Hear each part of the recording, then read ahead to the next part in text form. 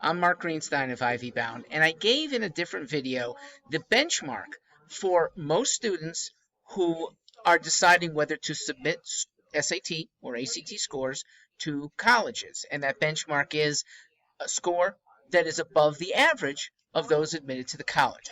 But there's a big exception.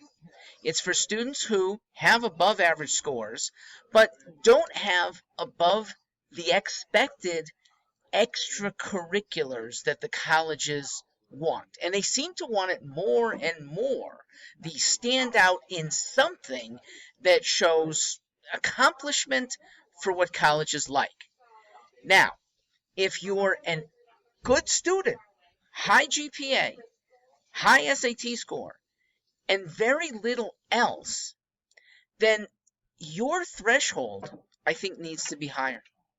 I think it needs to be higher to get admitted in the first place, and probably should be submitted when it is well above the average, like 100 points above the average that is stated. That is a big deal for some students who lack that extra dimension. We talk about developing the extra dimension, and unfortunately some kids have an extra dimension that's wonderful in life, but not so helpful for college admission. A student who performs well in Kashmiri dance, a student who is devoted to Sri Lankan literature.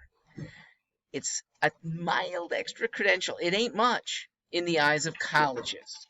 I have a student who is very good at cricket. He goes back to India each summer and plays at a high level.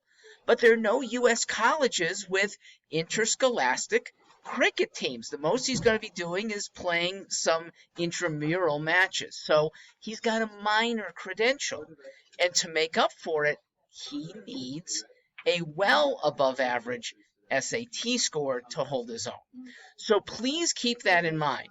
Please remember that the financial reward and the acceptance, the big award, are still in play even at test optional colleges. Not so at test blind. That's a big difference. Test optional, still you should be submitting good scores. How to get those good scores, I'll address that next.